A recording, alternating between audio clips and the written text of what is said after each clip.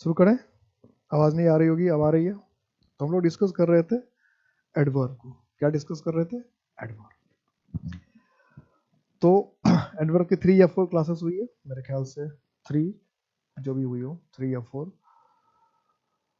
तो काफी कुछ आपने एडवर्ब के विषय में सोचा, सीखा। और हमने कहा था कि 15-20 एडवर्ब पढ़ने पड़ेंगे जो इम्पोर्टेंट है, उसमें से 8-10 तुम लोग ने पढ़ लिया, कुछ और पढ़ने बाकी है। थोड़ा सा डिस्कशन से स्टार्ट करते हैं, क्वेश्चन के डिस्कशन से स्टार्ट करते हैं। क्वेश्चन का डिस्कशन लेते हैं, फिर बात करेंगे तो बात बनेगी।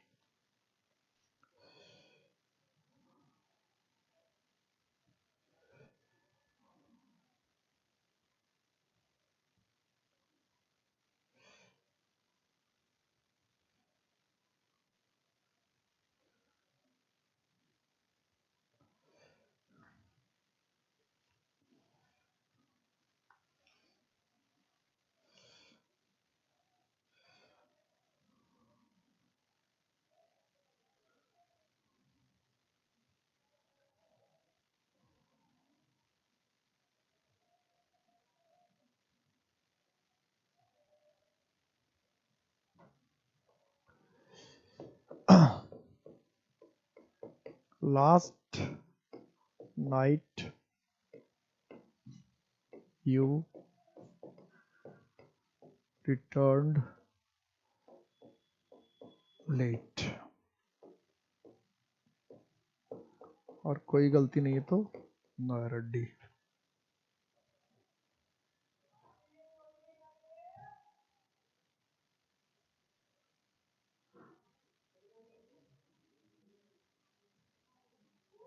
You should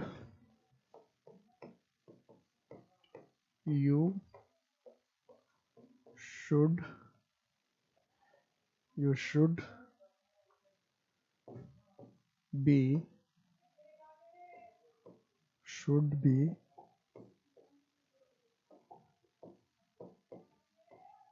always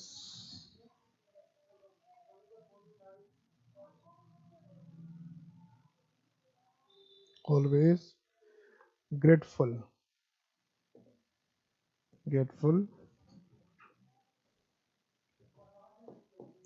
to your mentor। और कोई गलती तो no error D.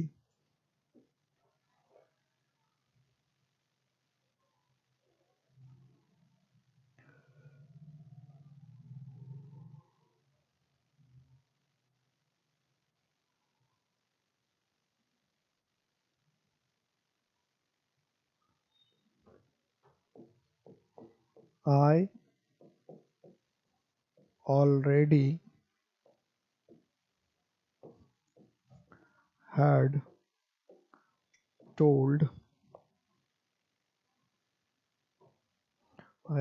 had told ये पार्ट है। You about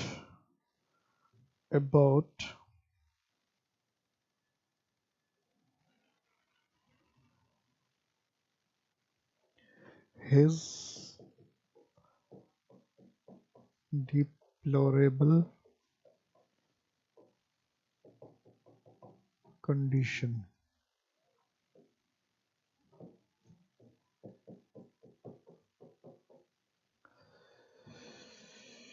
बताइए, 3 क्वेश्चंस आपके सामने हैं।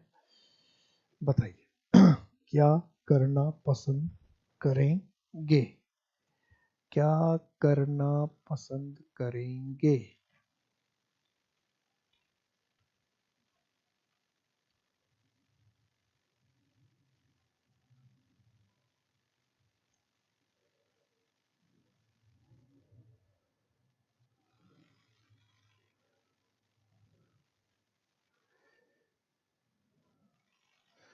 बताएं।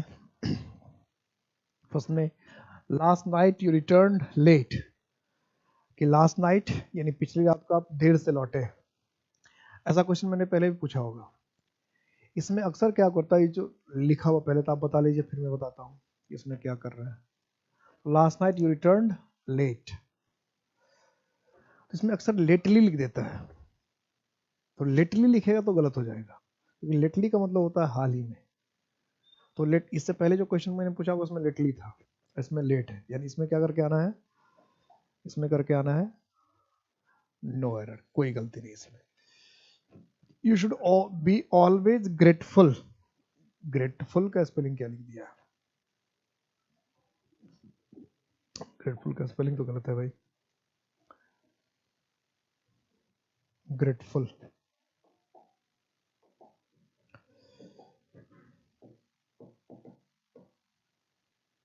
ग्रेटफुल ये होता ग्रेटफुल कृतज्ञ, आभारी, वो ग्रेट महान वाला नहीं था। You should be always grateful to your mentor, जो मेंटर है आपका, जो शिक्षक है, उसके प्रति आपको आभारी होना चाहिए, कृतज्ञ होना चाहिए हमेशा। क्या गलती है इसमें, क्या गलती है बताओ, पोजीशन की गलती है। कैसे होती है पोजीशन की गलती, ये भी बताया जाए कि जो एडवर्ब है उसका पोजीशन, ये रूल ही है, यही रूल तो बाद में लिखा जाता है, यही रूल अभी आप लीजिए, अभी लिख लेंगे तो फिर बाद में लिखाने की जरूरत नहीं पड़ेगी, लेकिन बाद में भी लिखा दूंगा कि एडवर्ब को जो है फर्स्ट हेल्पिंग वर्ब के बाद रखना चाहिए, जो क्या है, शुड क्या है, हेल्पिंग वर्ब है, तो फर्स्ट हेल्पिंग वर्ब ये होगा ना, तो फर्स्ट हेल्पिंग वर्ब के बाद, यानी ये ऑलवेज पहले होगा और बी बाद में होगा, ऑलवेज पहले होना है और बी बाद में होना है।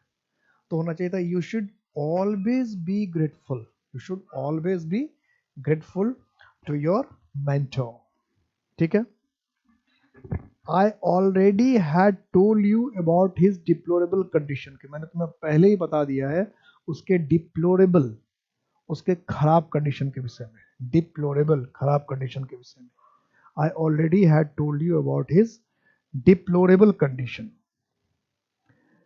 तो इसमें भी वही बात है कि ऑलरेडी, ये तो क्या किया, फर्स्ट हेल्पिंग वर्ब के भी पहले कर दिया, फर्स्ट हेल्पिंग वर्ब के भी पहले कर दिया, तो ऐसा नहीं करना था, इसको क्या करना है, फर्स्ट हेल्पिंग वर्ब के बाद। तो क्या होगा, I had already told you, I had यानी जो एडवर्ब का पोजीशन होता है नॉर्मली फर्स्ट हेल्पिंग वर्ब के बाद, इसको लिख लीजिए, ये पोजीशन रखेंगे तो ऐसे वैसे ही आपका बहुत सारे क्वेश्चन बन जाएगा, ये रूल ही है।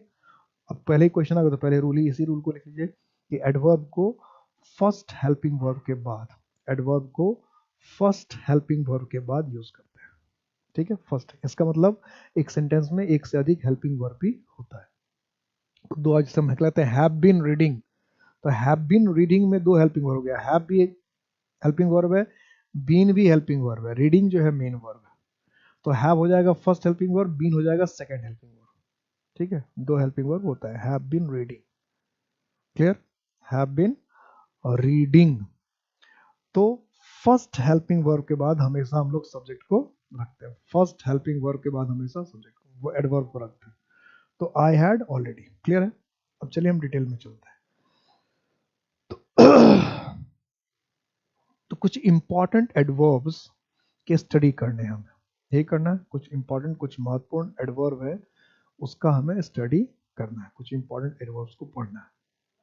कंडीशन तो यही है, बात तो यही है, होने तक नहीं है, कुछ इंपॉर्टेंट जरूरी एडवर्ब्स का हमें स्टडी करना है।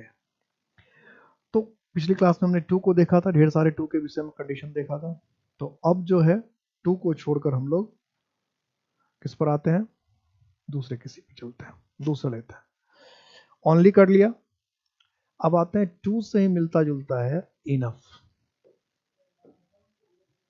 इनफ का मतलब होता है पर्याप्त, पर्याप्त कहने का मतलब जितना होना चाहिए उतना, ठीक है। और टू का मतलब होता है जरूरत से ज्यादा।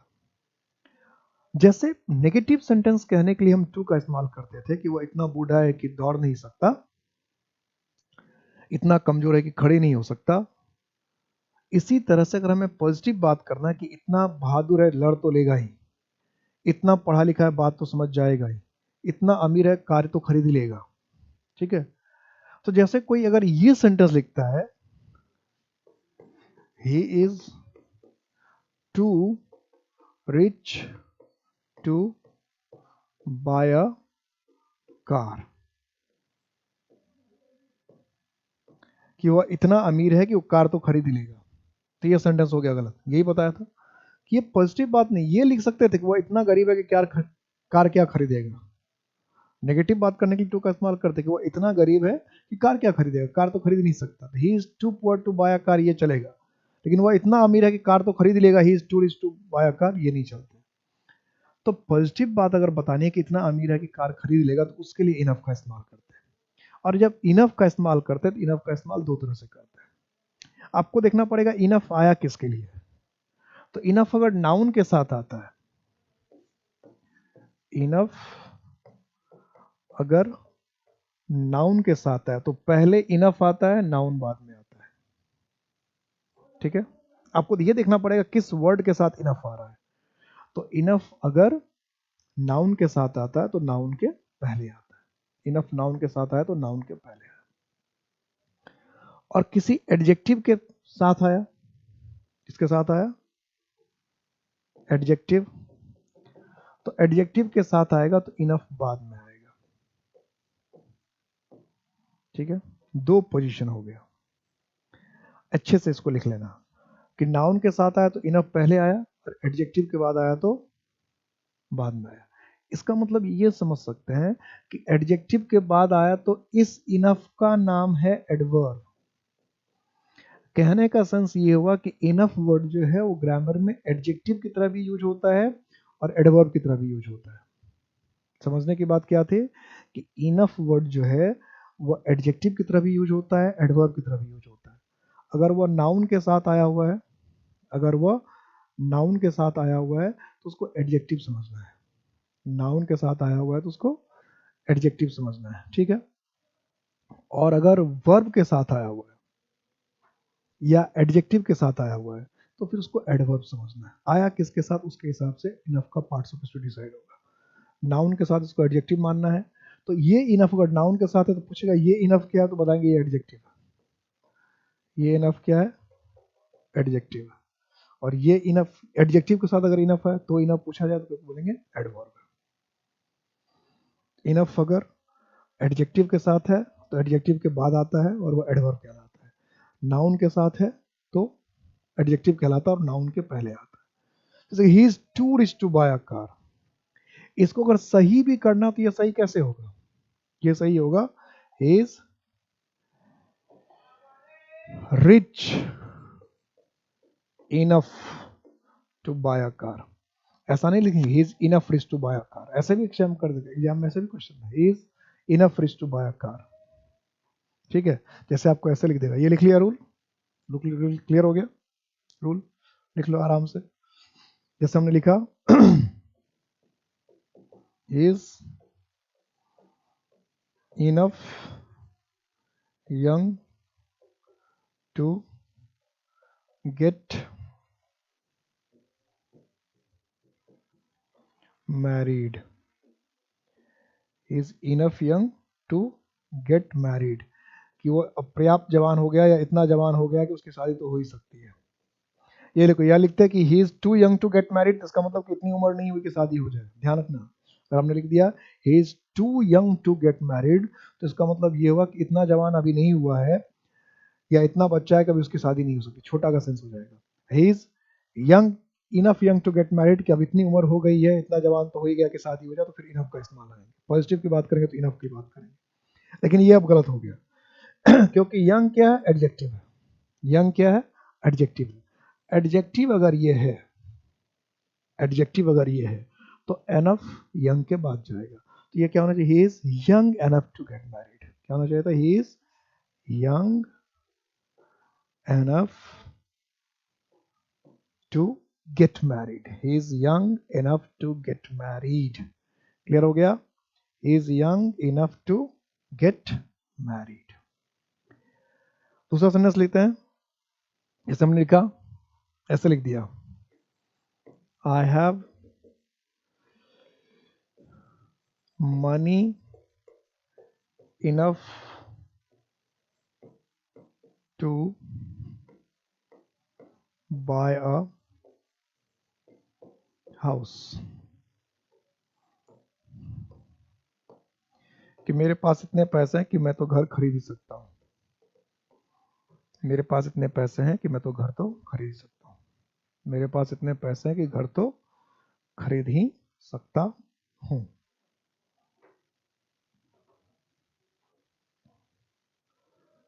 मेरे पास इतने पैसे हैं कि घर तो मैं खरीद ही सकता हूँ। गलती हो गई। अब ये मनी क्या है? नाउन है, और इनफ को आपने क्या लिख दिया? नाउन के बाद लिख दिया। तो रूल तो कह रहा था कि नाउन आने पर क्या होना चाहिए था? नाउन के पहले आना चाहिए था। नाउन आने पर नाउन के पहले आना चाहिए था। एडजेक्टिव आने पर एडजेक्टिव के बाद आना चाहिए था। आपने क्या किया? इनफ को नाउन के बाद इस्तेमाल कर दिया, मनी के बाद मनी इनफ, तो गलत हो गया। तो करेक्ट कैसे होगा भाई? अब ये करेक्ट कैसे होगा? तो मनी इनफ को क्या करना पड़ेगा? Enough money, I have enough money to buy a house. Clear है? इनफ का यूज कर लेंगे। दो जो बेसिक चीज समझना था वो ये समझना था कि जब कोई भी नेगेटिव बात करनी होगी तो टू से बात करेंगे कि इतना बेवकूफ है कि सवाल क्या बनाएगा, या इतना गरीब है कि कार क्या खरीदेगा, और क्या ना कि इतना अमीर है कि कार तो खरीद ही लेगा। तो एक में टू और एक में इनफ। ठीक है? ठीक है। हाँ, कहा कि इतना बेवकूफ है कि सवाल क्या बनाएगा, हमने क्या लिखा? Is too foolish to solve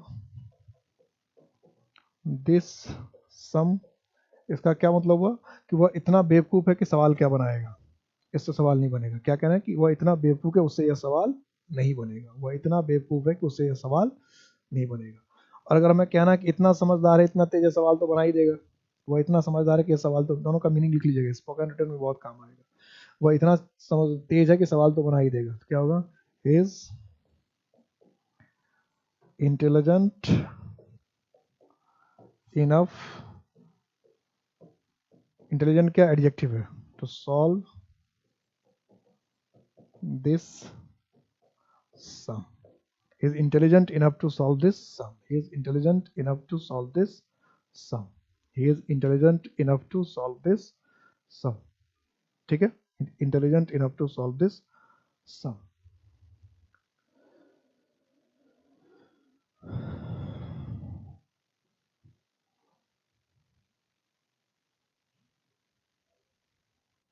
चलो नेक्स्ट पॉइंट लिखते हैं।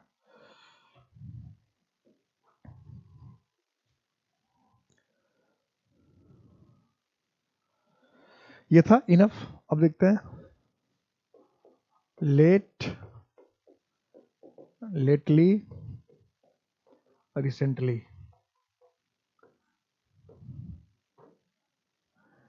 कई बार क्वेश्चन आ चुका है इससे, आज आप इसका यूज भी देख ले रहे हैं। Late, lately, recently.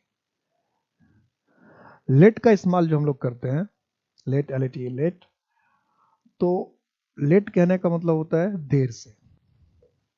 ठीक है? देर से। और कभी कभी लेट का मतलब स्वर्गीय भी होता है। फिर वहां लेट एडजेक्टिव होता है। लेट किसी के नाम के साथ ले लो, एडजेक्टिव होता है स्वर्गीय। लेटली, लेटली का मतलब होता है हाल ही में। अब यहां ध्यान देना, लेटली का मतलब कई लोग समझते हैं देर से, यहां गड़बड़ी बात है। अगर लेटली का मतलब आप देर से समझते हैं, विलंब से समझते हैं, तो गलत है। विलंब से या देर से उसकी इंग्लिश होती है लेट। यहां बात फंसती है कि बहुत सारे के दिमाग में लेटली का मतलब होता है देर से या विलंब से। इसलिए जब लिखता है ही रिटर्न होम लेटली, तो लोगों को लगता है सही है कि देर से आया। समझ आगे बात? क्या समझ के सही कर देते हैं? ही केम लेटली, आई केम लेटली, ही रीच लेटली। तो लोग समझते हैं अच्छा लेटली का मतलब हुआ देर से आया। तो लेटली का मतलब देर से आया हुआ नहीं होता है। लेटली का मतलब होता है हाल ही में, अभी अभी। यानी लेटली और रिसेंटली जो है वो सिनोनिम्स है। इसका मतलब भी क्या है? हाल ही में। दोनों सिनोनिम्स है। सिनोनिम्स है, लेटली और रिसेंटली सिनोनिम्स है। दोनों का मतलब होता है हाल ही में या इन दिनों में। ठीक है? और लेट का मतलब होता है देर से। तो हमने कहा he return lately, he returned lately yesterday, कि कल वह देर से आया। यस्टरडे ही रिटर्न लेटली, तो ये बात नहीं चलेगी। क्या होगा, ही रिटर्न लेट यस्टरडे, या yesterday he return late, late होगा, देर से लौटा। अब है कि फिर लेटली और रिसेंटली का अगर मतलब हाल ही है, दोनों के यूज में कुछ डिफरेंस है क्या? तो यहाँ लेटली बहुत गड़बड़ वर्ड है।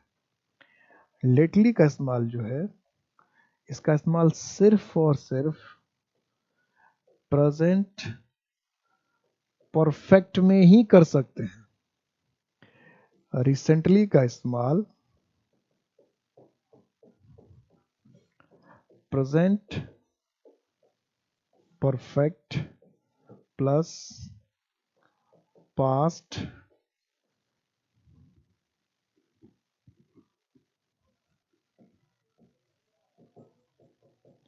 इंडेफिनिट। प्रेजेंट परफेक्ट और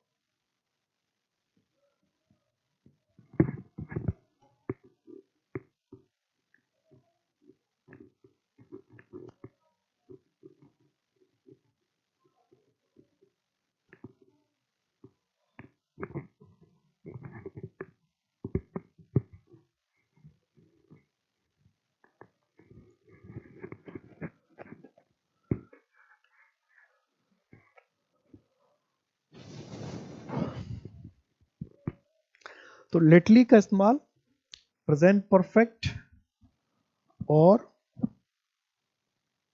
लेटली का इस्तेमाल प्रेजेंट परफेक्ट और पास्ट इंडेफिनिट दोनों जगह का। लेटली का इस्तेमाल सिर्फ और सिर्फ प्रेजेंट परफेक्ट में, और रिसेंटली का इस्तेमाल प्रेजेंट परफेक्ट और पास्ट इंडेफिनिट दोनों में कर सकते हैं, दोनों में कर सकते हैं, प्रेजेंट इंडेफिनिट में भी और पास्ट इंडेफिनिट में। प्रेजेंट परफेक्ट में भी और पास्ट इंडेफिनिट किसका, रिसेंटली का। लेकिन लेटली का इस्तेमाल सिर्फ और सिर्फ प्रेजेंट। इसका मतलब गलती सिर्फ किससे आएगा, लेटली से आएगा। एक तो ये लेट वाला मीनिंग लगा के पूछ देगा, उसमें गलती आएगा। दूसरा टेंस की गलती आएगा, जैसे लिख दिया ही केम रिसेंटली, ही केम लेटली, ही केम लेटली। तो लोग को लगेगा सही है, नहीं, लोग समझेंगे वो देर से आया, वह देर से आया। तो अगर आपको ये कहना है कि वह देर से आया, तो आप लिख लीजिए ही केम लेट। पहली बात सुनिए, क्या कि अगर आपको कहना है कि वह देर से आया तो लिखिए ही केम लेट, ठीक है, इसको लेट। अगर आप ये कहना चाहते हैं कि वह हाल ही में आया, ये भी कहना चाह सकते हैं, तो फिर लेटली मत लिखिए। क्यों नहीं लिखिए लेटली? क्योंकि ये प्रेजेंट इंडेफिनिट टेंस नहीं है, प्रेजेंट परफेक्ट टेंस नहीं है, पास्ट इंडेफिनिट है। पास्ट इंडेफिनिट में हम लेटली का इस्तेमाल। अब दो तरह से बातें हो सकती है इसको करेक्ट, या तो हम टेंस को सुधारें, टेंस को सुधारें, या फिर एडवर्ब को सुधारें। तो भाई टेंस को सुधारना ऐसे सेंटेंस में ठीक नहीं होता है, क्योंकि टेंस तो ठीक है, ही केम, उसमें क्या खराबी? टेंस में तो कोई, आपने जो टेंस है उसके हिसाब से आपने एडवर्ब नहीं चुना है, तो ये टेंस पास्ट इंडेफिनिट है, और पास्ट इंडेफिनिट को जरूरत होती है किसकी, रिसेंटली की। तो आप अपना रिसेंटली लिखिए यहाँ पर, जैसे लेटली को लेट कर दिया, रिसेंटली को। यानी दो मीनिंग, दो तरह से इसको करेक्ट कर सकते हैं।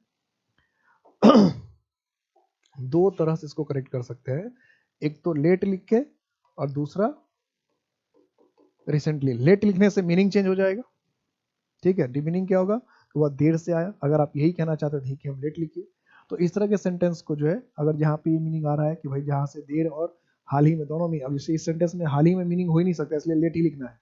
क्योंकि अगर हम ये लिखे return yesterday late, lately yesterday, कि हाल ही में कल लौटा, तो ये कोई सेंस नहीं बनता है। तो कल देर से लौटा, ये कहने का सेंस ज्यादा बेहतर है, इसलिए लेटली को लेट करते हैं। लेकिन यहाँ सेंटेंस दोनों बन सकता है कि वो हाल ही में आया और वह देर से आया। तो अगर वह देर से आया तो ही केम लेट, अगर वह देर से आया तो ही केम लेट, और अगर वह हाल ही में आया तो ही केम रिसेंटली। दोनों ही कंडीशन में गलती क्या है, सी में। ध्यान रखेंगे, लेट, लेटली और रिसेंटली, लेट, लेटली और रिसेंटली, तीनों वर्ड का ध्यान रखेंगे। नेक्स्ट करते हैं,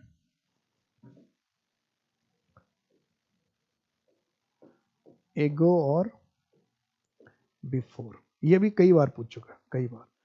एगो और बिफोर दोनों का मतलब क्या होता है, पहले। एगो का मतलब भी होता है पहले, और बिफोर का मतलब भी क्या है, पहले। अब जब दोनों का मतलब पहले ही है, तो दोनों के यूज में डिफरेंस है क्या? तो जाहिर सी बात है डिफरेंस है। तब जैसे रिसेंटली और लेटली, दोनों का मतलब था हाल ही में, मतलब दोनों का हाल ही में था, लेकिन दोनों के यूज में डिफरेंस हो गया ना। रिसेंटली और लेटली दोनों का मतलब ही था हाल ही में, और दोनों के मीनिंग में क्या हो गया, डिफरेंस हो गया, अंतर हो गया। तो इसी तरह से एगो और बिफोर, तो एगो और बिफोर दोनों का मतलब है पहले। एगो का मतलब भी है पहले, बिफोर का मतलब भी है पहले। डिफरेंस क्या है? तो एगो का इस्तेमाल करते हैं हम लोग पास्ट टेंस में, ठीक है, और बिफोर का इस्तेमाल करते हैं प्रेजेंट परफेक्ट में, ठीक है। पास्ट टेंस कहने का मतलब पास्ट इंडेफिनिट या कोई दूसरा हो, कुछ हो इसमें। तो एग्जाम्पल के लिख लिया, पास्ट इंडेफिनिट लिख दिया, तो नहीं लिखेंगे तो भी काम चलेगा, मतलब पास्ट में हो तो ज्यादा अच्छा। पास्ट इंडेफिनिट लिख देते, पास्ट इंडेफिनिट। और बिफोर का इस्तेमाल प्रेजेंट परफेक्ट। जैसे आपको कहना है मैंने इसको कभी पहले नहीं देखा, मैंने इसको पहले कभी नहीं देखा, तो लिख दिया आपने नॉट आई हैव नॉट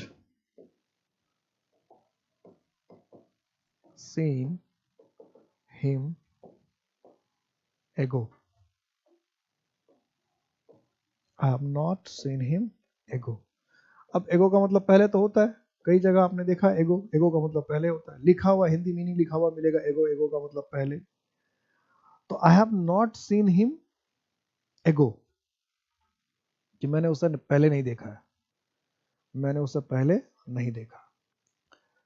बताओ, मैंने उसे पहले नहीं देखा है, सही है क्या? मैंने उसे पहले नहीं देखा,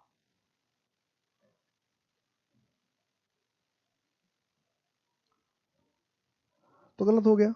ये टेंस कौन सा है? अब इसमें टेंस बदले, पास्ट इंडेफिनिट में ले जाए तो किसको किसको बदले भाई? इसको बदले, ए को चेंज करे, बी को चेंज करे, पास्ट इंडेफिनिट ले जाना, इसको वैसे भी पॉसिबल नहीं कि टेंस ही बदल दे।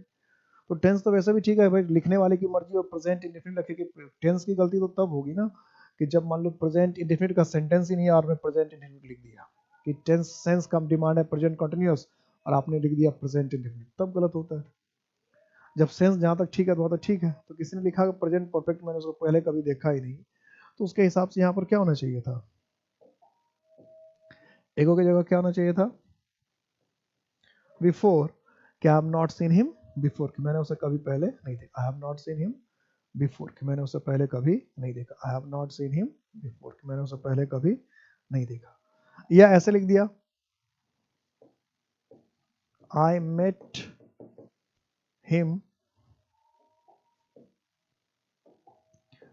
आई मेट हिम 2 days बिफोर। ऐसी गलती जब पूछता है ना, तब तो गलती का मतलब लगता भी नहीं है कि कुछ गलत हुआ है, क्योंकि हिंदी लिखकर हम लोग तैयार रहते हैं। I met him 2 days before, before का मतलब पहले, बचपन से पता है चलो बिफोर का मतलब पहले होता है। तो I met him 2 days before, कि मैं उससे 2 दिन पहले मिला। लगता है एकदम परफेक्ट, मजा आ गया, एकदम फुल मजा आ जाता है।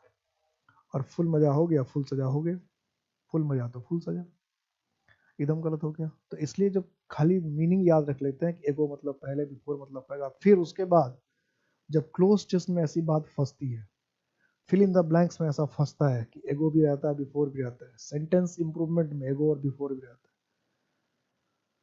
तब आता अरे क्या लिखें, कहाँ से लिखें। इसलिए कहा जाता है जब क्लोज टेस्ट की बात करते हैं, जब सेंटेंस इंप्रूवमेंट की बात करते हैं, जब फिल इन द ब्लैंक्स की बात करते हैं, तो ये सब बनाने के लिए एकदम ग्रामर की परफेक्ट जानकारी चाहिए कि कौन से चैप्टर से कौन सा छोटा सा पॉइंट पूछ देगा, ये किसी को पता नहीं होता कि किस चैप्टर से कौन सा छोटा पॉइंट पूछा जाएगा, ये किसको पता है? किसी को नहीं पता है। तो फंस जाते हैं, इसलिए फंस जाते हैं हम लोग, और कोई तो कारण नहीं है फंसने का। तो I met him 2 days before, तो अब बिफोर को क्या करना पड़ेगा? अगो, ठीक है, अगो। अगो के जगह ही बैक भी लिख सकते हैं, जैसे ये जो हमने लिखा था अगो, अगो के जगह कहीं कहीं आपको बैक भी लिखा जाता है। जैसे हमने लिखा, अपने सेंटेंस बनाया,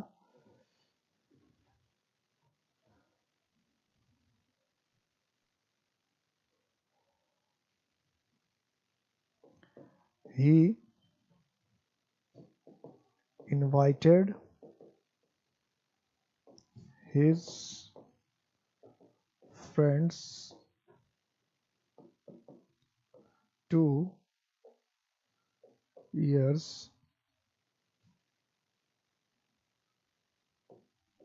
before.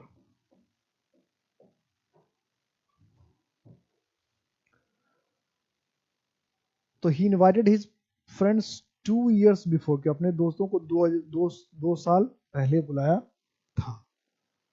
तो फिर बिफोर क्या है, गलत हो जाएगा। अब इस बिफोर की जगह हम क्या लिख सकते हैं, या तो लिखना पड़ेगा 2 years ago या 2 years back। Invited his friends 2 years ago या 2 years back, कि दो साल पहले बुलाया था। 2 years ago भी लिख सकते हैं, 2 years back भी लिख सकते हैं। तो कितने एडवर्ब देखे आज भी हम लोगों ने, लेट, लेटली, रिसेंटली, एगो, बैक 5, और इनफ 6 देखे। इससे पहले कुछ देखे रखा था, अभी तो और देखना ही है, भी और है। ये हार्ड और हार्डली, इससे भी कई क्वेश्चन मिल चुके हैं आपको अभी तक। तो हार्ड जो है वो एडजेक्टिव भी एडवर्ब भी है, और हार्ड का मतलब होता है बहुत ज्यादा। और दिक्कत ये है कि इंग्लिश हिंदी में कठोर वर्ड का मीनिंग बहुत ज्यादा होता है। तो कठोर का एक मतलब तो ये हुआ कठोर, चलो ये कठोर है, हाँ ये कठोर, तो कठोर का मतलब हुआ सख्त। लेकिन जब हम कहते हैं वो कठोर मेहनत कर रहा है, तो कहने का मतलब क्या, ऐसा सख्त, ऐसा मेहनत कर रहा है, ऐसा तो नहीं है। तो कठोर का मतलब क्या होता है, बहुत ज्यादा। कठोर का मतलब क्या हो जाता है, बहुत ज्यादा। कठोर मेहनत कर रहा है, इसका मतलब बहुत ज्यादा मेहनत कर रहा है, यही कहना चाह रहे हैं। कठोर मेहनत कर मतलब बहुत ज्यादा मेहनत कर रहा है, बहुत ज्यादा मेहनत कर रहा है, कठोर मेहनत कर रहा है। तो जब हम कह रहे हैं कठोर मेहनत कर रहा है या बहुत ज्यादा मेहनत कर रहा है, मतलब ज्यादा अधिक, तो हम लिखते हैं हार्ड। और हार्डली का मतलब होता है ना के बराबर, या शायद ही। यानी ये जो हार्डली है ये निगेटिव है, हार्डली जो है वो निगेटिव है, हार्डली निगेटिव है। तो हार्डली वर्ड का इस्तेमाल किया, इसका मतलब काम किया ही नहीं। कोई हार्डली वर्ड को लिख रहा है, इसका मतलब क्या कहना चाह रहा है कि काम हुआ ही नहीं, काम किया ही नहीं गया। ठीक है, हार्डली लिख रहा है, इसका मतलब क्या कहना चाह रहा है कि काम हुआ ही नहीं, काम किया ही नहीं गया।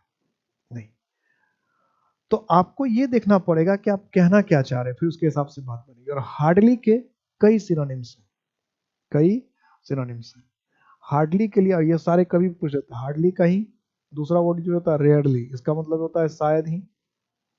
इसी के लिए तीसरा वर्ड भी यूज होता है सेल्डम, इसका मतलब, ये सारे एक ही वर्ड है, जैसा ये इसका यूज है वैसा ही सबका यूज, इसलिए एक यूज पढ़ लिया, सब मीनिंग सबका वही है, और सारे एडवर्ब भी है, इसलिए एक पढ़ा तो सब पढ़ा, तो सब सिनोनिम से सबका यूज है ऐसा है। तो हार्डली, रेयरली, सेल्डम, तीन तीन हो गया। इसके बाद ऐसा ही मीनिंग है हमारा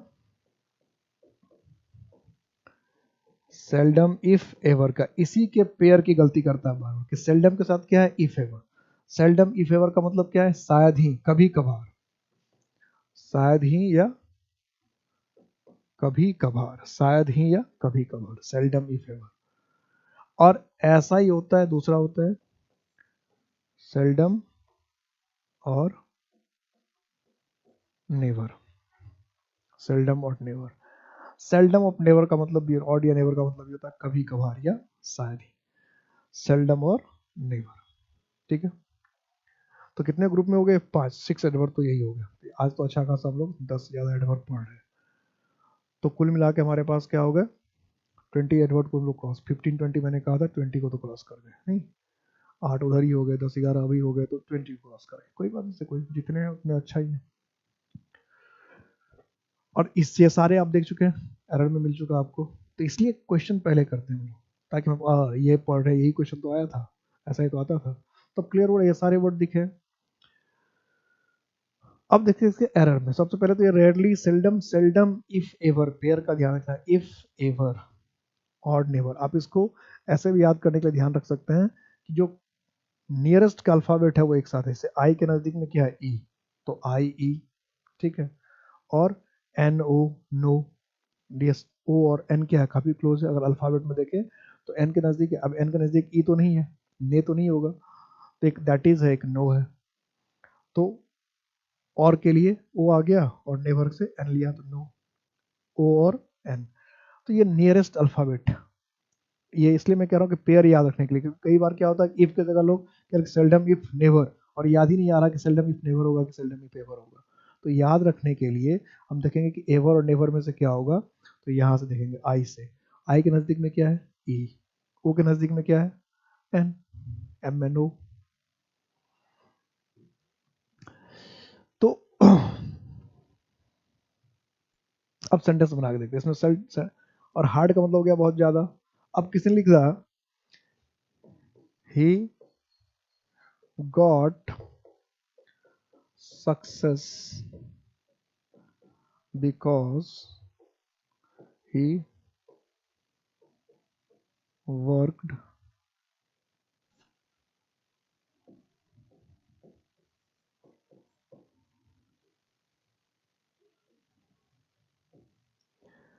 अब इसमें गलती ढूंढना है, इसमें गलती ढूंढनी है आपको। he got success because he worked hardly, तो गलत हो गया सेंटेंस। अब कहता है उसने ना के बराबर मेहनत की, इसको इसलिए उसको सफलता मिल गया। क्या मजाक कर रहे हैं, तो हो ही नहीं सकता। उसने ना के बराबर मेहनत की, शायद ही मेहनत की, इसलिए उसको सफलता मिल गया। ये कोई सेंस हुआ बोलने का क्या, कि ना के बराबर मेहनत किया, शायद ही मेहनत किया और उसको सफलता मिल गई, ऐसा नहीं। क्या कहते, उसने बहुत ज्यादा कठोर मेहनत की इसलिए सफलता मिल गई। इसलिए हार्डली के लिए क्या होगा, हार्ड, क्या होना चाहिए, हार्ड, कि he got success because he worked hard. अब मान लो सेंटेंस किसी ने ऐसा लिखा,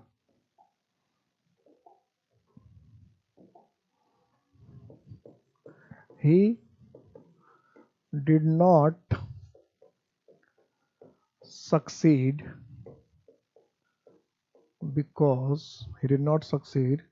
because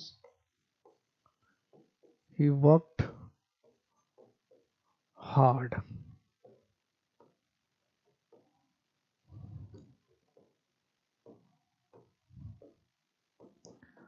अब तो ये बहुत खतरनाक हो गया। अब इसमें क्या करें,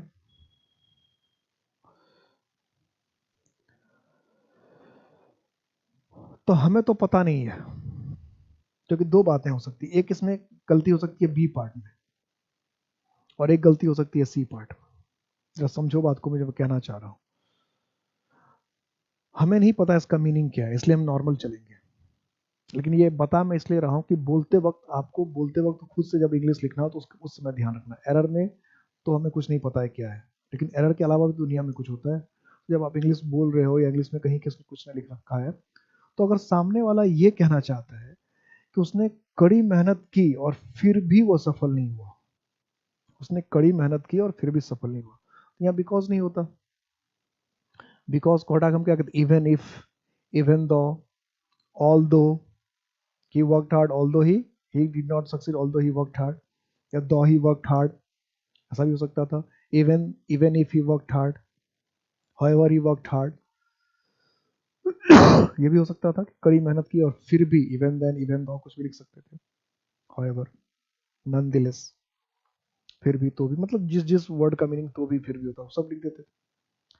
लेकिन ये कहना चाह रहा है, ये तो हमें पता नहीं चल रहा है। हमें तो पता चल रहा है कि बिकॉज लिख रखा है, और कह रहा है कि उसने he did not succeed because he worked hard. इसका मतलब वो कह रहा है कि वो सफल नहीं हुआ क्योंकि कड़ी मेहनत किया, ऐसा तो नहीं। इसका मतलब कह रहा है वो सफल नहीं हुआ क्योंकि वो काम ही नहीं किया, ये कहना चाहता होगा। बिकॉज लिख रखा है तो कह रहे वो सफल नहीं हुआ क्योंकि उसने काम ही नहीं किया, ये तो कहना चाह रहा होगा।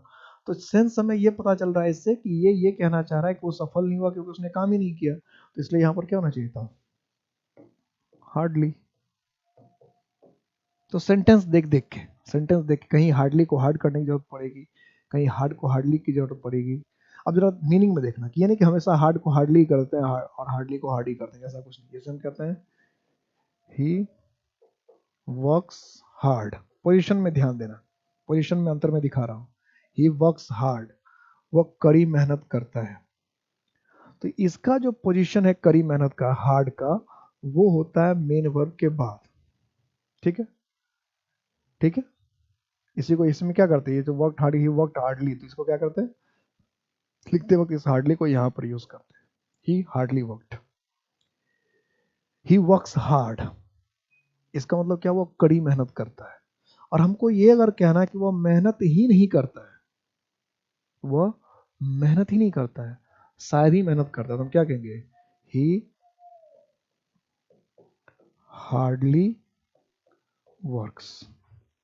क्या कह देंगे, ही हार्डली वर्क्स, ही हार्डली वर्क्स, कि वह, ही वर्क्स हार्ड, वो काफी कड़ी मेहनत करता है, और ही हार्डली वर्क, दोनों के अंदर में की पोजीशन की हार्डली, इसका मतलब कभी कभार होता है, शायद ही होता है, वो मेन वर्ब के पहले आता है। ये ध्यान रखना, ये लिख, सारे का पोजीशन लिख लो, सारे का, जो हार्डली है, सेल्डम इफ एवर है, रेयरली है, ये सारा का सारा मेन वर्ब के पहले आता है। ये सारा का सारा बिफोर मेन वर्ब, ये सारा कहाँ आएगा, लिख लो, एकदम आराम से लिख लो, before main verb, main verb के पहले कहाँ आएगा, बिफोर मेन वर्ब। पोजीशन का ही खेल है सारा, मेन वर्ब के पहले आएगा ये सारा। और ये जो हार्ड है, ये क्या होगा, आफ्टर द मेन वर्ब, ये मेन वर्ब के बाद आएगा। तो hardly, scarcely, seldom, seldom if ever, seldom और नेवर, ये सब मेन वर्ब के पहले आता है, और हार्ड जो है मेन वर्ब के बाद आता है। ये ध्यान रखना। मीनिंग क्लियर हो ही गया सबका। चलिए एक आध सेंटेंस और लिखते हैं। जैसे हम लिखा, ही सेल्डम इफ नेवर स्मोक्स।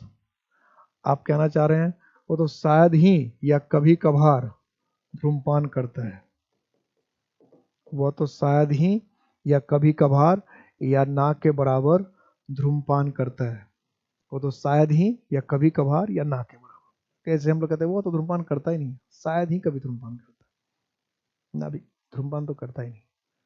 अगर आप कहना चाह रहे हैं शायद ही ना के बराबर, तो आप इसका इस्तेमाल करेंगे, शायद या ना के बराबर, शायद ही, कभी कभार, ना के बराबर, जो भी कहना चाहते हैं। तो seldom if ever, seldom if ever. ठीक है, क्लियर है। सेल्डम इफ एवर, शायद ही वह धूम्रपान करता है या वो कभी कभार धूम्रपान करता है। अब इसमें गलती क्या हुई, गलती ढूंढना था। सेल्डम इफ नेवर, तो इफ आई लिखा है, तो आई के नजदीक क्या ई है ना, तो ई होना चाहिए था ना, तो ए नेवर लिख दिया। इसको क्या करना पड़ेगा, ही सेल्डम इफ एवर।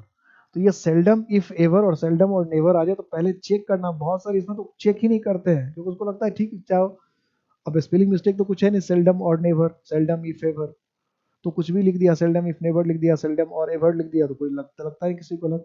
लेकिन आपको दिमाग में बिठाना पड़ेगा कि सेल्डम के साथ इफ है तो एवर है, और है तो नेवर है। ये बिठा कर रखना पड़ेगा, क्योंकि ये गलती देख चुके, अब तो बताने की जरूरत नहीं, गलती ऐसी आती है तो देख चुके। तो ये सब ध्यान रखना, हार्डली, हार्ड में difference, seldom if ever, seldom nowhere, ये सब को ध्यान रखना। इससे बार बार क्वेश्चन आता है, और यही सब रिपीटेडली पूछता है, बार बार पूछता है, बार बार। इसे 15-20 मैंने कहा था, 15-20 तो आ ही गया, तो 4 एक्स्ट्रा और मैं बताने वाला हूँ अभी, नेक्स्ट क्लास में बताऊंगा, ताकि जितने से यूज होता है वो आप देख लें। और सबसे बड़ी बात मैंने क्या बता रखा कि एडवर्ब से दो बातें होती है, तो उसका यूज हमें ठीक से पता होना चाहिए कि हार्ड, हार्डली में क्या डिफरेंस है ना। और फिर if, seldom if ever, seldom never, late, lately, ago, before, तो यूज में डिफरेंस होना चाहिए। दूसरा, पोजीशन का भी पता होना चाहिए। यूज और पोजीशन, एडवर्ब दोनों मायने रखता है। कि अगर मान लिया कि यूज ठीक भी आपने किया, पोजीशन इधर उधर गया तो गलत हो जाएगा। कभी कि पोजीशन ठीक है, यूज ही आपने ठीक नहीं किया, पोजीशन ठीक है, आपका यूज ही ठीक नहीं है, मतलब उसका मीनिंग ही ठीक नहीं, तो कहानी खत्म हो जाएगी। तो इसलिए एडवर्ब थोड़ा सा मजेदार चैप्टर, थोड़ा संभल के चलने वाला चैप्टर, डिफिकल्ट नहीं है, डिफिकल्ट नहीं है, बिल्कुल डिफिकल्ट नहीं है। अगर आपको सारा वर्ड पता चलेगा तो डिफिकल्ट बिल्कुल नहीं है, मजेदार है, इंटरेस्टिंग है। ठीक है, इंटरेस्टिंग है। ओके, तो मिलता हूं मैं आपसे फिर नेक्स्ट क्लास में, नेक्स्ट टॉपिक, इसी टॉपिक को थोड़ा सा आगे लेकर।